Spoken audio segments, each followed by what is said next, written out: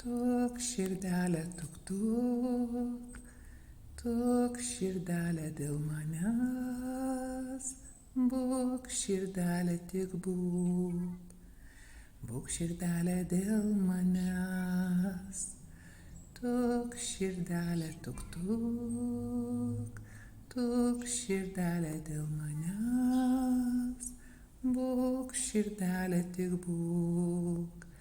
Būk širdelė dėl manęs, būk širdelė dėl manęs. Sveika gyva mylimoji. Kaip ir kiekvieną savaitę su tavim sveikinuosi su šita nuostabia Lauros Remeikienės daina. Širdelė. Susikvėpinau, susišukavau savo dukros dovanotom šukom karališkom.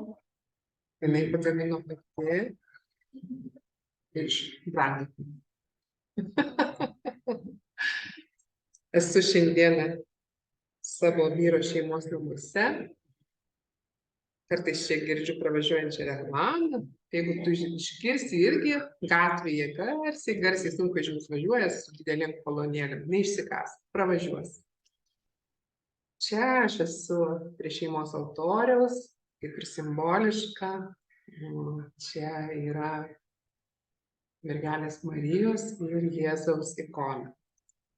Ir šiandieną jau trečias susitikimas iš 4 apie meilę. Šitoj meilės magijos erdvėje mes ruošiamės stipriai meilės gydymo programai, kuri prasidės netrukus. Ir šitame susitikime mes susitiksime su tuo, kas tave myli labiausiai. Arba su tuo, kas tave myli iš tiesų. Aš tikiu, kad tau patiko pirmieji 2 susitikimai, kur mes turėjom keletą praktikų, kurios vedė tave arčiau pažinti save, savo meilę. Na, o šiandieną mes jau imsimės esmės. Aš dalinsiu ekraną ir pakviesiu tave jau padirbėti su užrašais. Noriu, kad tu žymėtumeisi savo užrašuose savo reakciją, ką tu jauti. Aš šiek tiek komentuosiu skaidres. Pirmiausiai tai prisistatysiu. Mano vardas Rasa de Silva. Aš esu gyva moteris, mylimoji, 4 vaikų mama, keliautoja, rašytoja ir pasakų terapeutė. Čia yra mano kontaktai. Jeigu norėsi, susisiek su manimi. Yra viena eilutė, kur užrašyta meilės mainai. Tai šiais laikais aš noriu tave nuraminti, kad meilės mainai yra simboliniai. Meilės mainai yra tai, kas tau atrodo, gali būti naudinga kitam žmogui ir tu gali tuo dalintis. Ką mes veikiame šitoje meilės gydymo programoje, pasiruošime, tai mes mokomės pasigaminti meilės pačios, tiek, kiek mums reikia. Aš tikiu, kad tu jau atpažinai savo meilės santykių tipą. Aš džiaugiuosi už žinutes ir laiškus, kuriuos man atsiuntei. Ir aš noriu šiandieną tave pakviesti į susitikimą su tuo, kas tau duos meilės daugiausiai. Nenustebk. Taigi, taip, tu nesuklydai. Čia yra veidrodis. Kiekviena iš mūsų gali padaryti šitą praktiką ir linkiu ją daryti kasdien, taip įsigyti veidrodį. Tai yra labai svarbu. Šiandieną mes esame meilės magijos pokytyje, kur iš šešėlio einame per tiltą į šviesų į krantą. Aš noriu, kad tu jaustum, ką sakysiu ir pasižymėtum savo reakcijas, savo kūno pojūčius, savo emocijas, savo mintis, kurios tau kyla prie kiekvieno teiginio. Na, žinoma, tu gali su manimi nesutikti, bet pabandyti verta. Pasiklausyk teiginio. Aš esu verta meilės. Ką jauti? Taip, meilės deivė, gimusi Žemės planetoje, gali susidurti su situacija, kada jos nepažino mama, nepažino tėtis, jie tiesiog nepažino, kad jiems gimė meilės deivė. Ir praeitame susitikime mes atlikome praktiką, kur tu užrašei istoriją apie moterį, kuri gavo dovanų stebuklingo augalo sėklą. Ir toje istorijoje tu užrašei, kaip moteris vėliau elgėsi su ta sėkla. Aš sveikinu, jeigu tau pavyko istorijoje pamatyti laimingą pabaigą. Šičia mes einame meilės magijos tiltu. Ir gali būti, kad meilės deivės tėvai nepažino, kad jie gavo dovanų stebuklingo augalo sėklų. Taip gali atsitikti, kad meilės deivė gimė pas paprastą, normalią moterį, kuri nežinojo, kas yra meilės deivės ir augino ją paprastai. Nepažino jos meilės kalbos, negalėjo jai suteikti meilės taip, kaip mažoji deivė tikėjosi. Ir labai gali būti, kad dėl tos klaidos, dėl to nepažinimo, meilės deivė galėjo jaustis lyg išmesta iš lizdo, lyg papuolusi ne į savo namus, ne pas savo tėvus. Tačiau ateina laikas, kada meilės deivė supranta, kad ne mama ir ne tėtis ir ne visi mylimieji yra atsakingi už jos meilės jausmą. Taip, tu teisi. Tik tai tu pati. Ką mes darysime meilės gydymo programoje? Jau netrukus aš pakviesiu tave į kursą. Mes išmoksime rūpintis savimi fiziškai.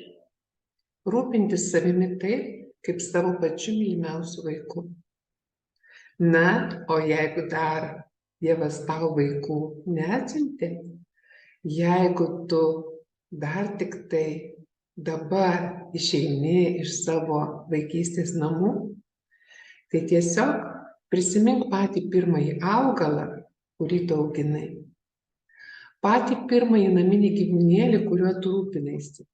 Atsimeni, kaip jie buvo tau brangus. Taigi dabar vėl bus laikas prisiminti rūpestį. Meilės gydymo programoje mes atliksime vidinio vaiko praktikas, vidinio vaiko terapijas. Tai yra pirmas žingsnis į meilės gydymą. Klausykis, ką jauti.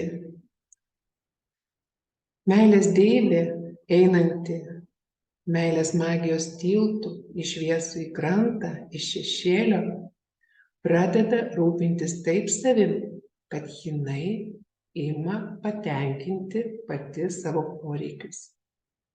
Ji nebelaukia princo ant balto žirgo. Ji nebelaukia, kol jai bus suteikta parama, ji pati imasi veiksmų. Ir tai yra fiziniai veiksmai pačiai savo. Kasdieną, žiūrint į veidrodį, glostyti savo galvą ir kartoti žodžius: tu esi gera, aš tave myliu. Tai reikia daryti taip, lyg tai tu sakytum ne pačiai savo, o sakytum kažkam tai, kas gyvena už tavęs, tavo gelmėje. Kada pirmieji pagrindiniai poreikiai meilės deivės jau yra patenkinti, kada jos kūnas yra pripildytas malonumų, kada jos mityba yra pilnavertė, kada jos sveikata yra švytinti, tada ateina laikas atleidimui. Kodėl tik tai tada? Meilės deivė pirmiausia pasaulį pažįsta per savo kūną. Ir jeigu jos kūnas yra mylimas, prižiūrėtas, sutvarkytas, kaip patys gražiausi namai, kaip pats geriausias jūsų automobilis, tada meilės deivė pradeda suprasti, kad pasaulis yra su ja draugiškas. Ji paruošia savo kūną ėjimui į aplinką. Meilės gydymo kurse mes užmegsime keletą santykių tipų. Pirmasis bus su savimi. Tai yra būtent ta vidinio vaiko praktika. Pastebėkite vaikus, pastebėkite kūdikius, kurie yra sotūs, švarūs ir saugūs. Pačioj pirmoj savo vystymosi stadijoje, pirmam laiptelyje, jie yra patys su savimi. Kol mama jų nepaima ant rankų, jie yra su savimi. Lygiai taip pat mes mokysimės būti pačios su savimi. Pirmas žingsnis. Toliau prasidės bendravimas. Prasidės bendravimas su aplinkiniais, su aplinka. Kaip saugi yra aplinka, kaip saugus tau yra tavo aplinkiniai. Ir čia mes mokysimės išsilaisvinti iš toksiškų santykių. Kodėl meilės deivė papuola į toksiškus santykius? Dėl to, kad jai reikia ryšio. Meilės magija yra pati sunkiausia pamoka iš 22. Meilė savo yra pati sunkiausia užduotis. Ypač jeigu meilės deivė nepažįsta meilės kalbų, ji gali ieškoti meilės patvirtinimo ir ryšio išorėje ir dažnai nusivilia. Taigi, pati savimi pasirūpinusi meilės deivė prieina išvados, kad žmonės gali klysti, nes jie nepažinojo jos, jie nežinojo jos meilės kalbos. Ir ateina atleidimas, jis ateina savaime, be jokių praktikų. Ir po to jau prasideda laikas besąlyginiai meilei. Kada meilės deivė jaučiasi saugi aplinkoje, jos kūnas pradeda skleisti meilę pats. Dėl to, kad meilės deivė yra nuostabi Dievo dovana, yra nuostabus Dievo kūrinys. Meilės deivė kvėpuodama gamina meilę. Ir tada, kai meilės deivės kūnas ir kvėpavimas dera tarpusavyje, tada, kai meilės deivė jaučiasi saugi savo aplinkoje, ji pradeda skleisti besąlyginę meilę. Va dabar laikas užmegzti santykius. Ir kitas kurso žingsnis bus santykiai su mylimaisiais. Mes taip pat kurse mokysimės išlaikyti savivertę. Apie ką tai bus? Adekvati savivertė tai reiškia, kad aš esu tiek pat gera, kiek ir visi kiti žmonės. Aš esu nei aukščiau, nei žemiau. Aš esu tokia pati gera, kaip kiti žmonės. Ir meilės magijos kurse mes susitiksime su praktika meilės magijos svarstyklės. Tai yra sunki praktika, bet ji padeda atkurti savivertę. Meilės magijos kurse mes naudosime daugybę metaforinių technikų ir simbolių. Ir mes rašysime meilės pasaką, kuri išsipildys realybėje. Meilės magijos kurse mes mokysimės išlaikyti ribas. Kodėl tai yra svarbu? Kada jauna meilės deivė, kuri dar nepažino savo kūno, pradeda eiti į aplinką, jinai gali susidurti su keistu dalyku. Žmonės gali pagalvoti, kad ji yra labai skani, kad ji yra lengvai prieinama ir gali imti naudotis jos kūnu. Kol meilės deivė nežino, kad jos kūnas yra šventas, kad jos kūnas yra tiesiog šventovė, kurioje gyvena jos nuostabi mylinti siela, meilės deivė gali nejausti ribų, gali įsileisti per daug arti arba leisti sužeisti ją pačią. Dėl to skaudžiai nukentėti. Mes meilės magijos kurse turėsime žemėlapio praktiką, kurioje mokysimės išlaikyti adekvačias ribas. Meilės deivė, einanti transformacijų tiltų, išmoksta balanso tarp duodu ir imu. Kam tai yra reikalinga? Meilės deivė jauna, dar kol nepažino savo meilės magijos talento, ji gali save atiduoti, savo laiką, savo pinigus, savo rūpestį, visiškai nevertindama to, kas ji yra. Aplinkiniai gali imti jas naudotis visiškai be atlygio, dėl to, kad ji pati nevertina to, ką jinai duoda. O meilės deivė iš tikrųjų turi potencialą tapti meilės šaltiniu. Žmonės tą jaučia ir jie nori tos meilės, bet meilės deivė išmoksta išlaikyti ribas ir save saugoti, kad į meilės šaltinį nepapultų nešvarių dalykų. Ateina diena, kai meilės deivė, eidama meilės magijos tiltu, pradeda jausti, kad ji yra visiškai save užpildžiusi. Jos gyvenimas yra pilnavertis.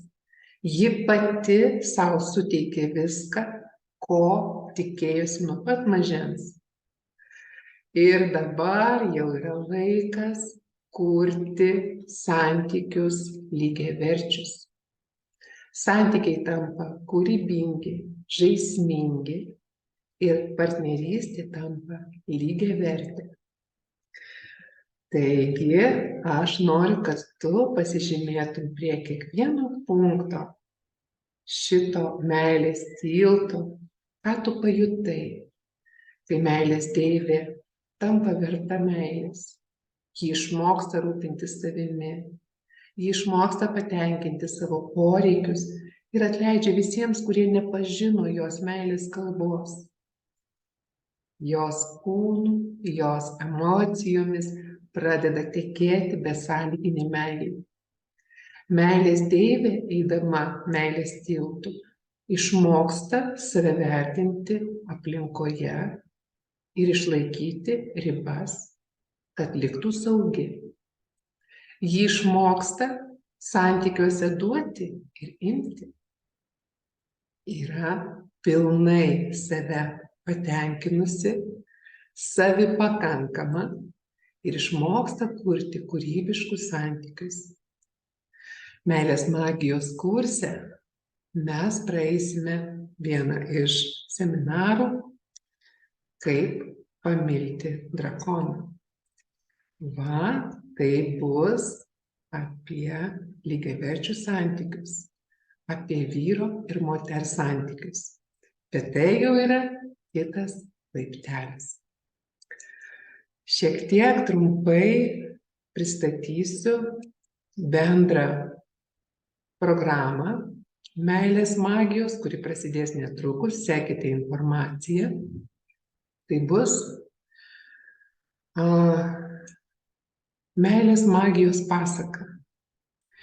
Ir kad ją galėtum užrašyti teisingai, teks praeiti keletą temų. Tai bus tėvų terapija. Taip. Tėvas kaip karvedys, kaip vedlys, mama kaip karalienė. Tai bus esminių tavo poreikių terapija. Ir mes turėsime praktiką sąmoningumo laiptai arba išminties sodas. Tai bus nepaprastai graži diena, kai mes susitiksime į šitą temą. Meilės magijos kurse tu naudosi daugybę simbolių, bet svarbiausia iš jų bus metaforos augalas, indas, ginklas ir papuošalas. Jau kitame gyvame susitikime, paruošiamajame susitikime, mes atliksime metaforinę kelionę, kurioje tu surinksi visus meilės magijos resursus. Ir meilės magijos kurse mes mokysimės kurti santykius. Pradžioje su savimi, vėliau su aplinka, toliau su partneriais, o galiausiai su aukščiausiaja jėga. Bet apie tai netrukus atskira bus informacija. Dabar aš jau sugrįšiu pas jūs. Aš tikiu, kad jums buvo naudingas šitas susitikimas. Aš tikiu, kad tu pažinai, kurioje meilės magijos tilto vietoje sulaukiai savo kūno arba emocijų reakcijos. Aš lauksiu tavo atsiliepimų ir iki kito karto. Aš atsisveikindama dar kartą paleisiu tuk tuk širdelę dainą. Man jinai labai graži. Iki susitikimų. Tuk širdelė, tuk tuk, tuk širdelė dėl manęs. Būk širdelė, tik būk širdelė dėl manęs.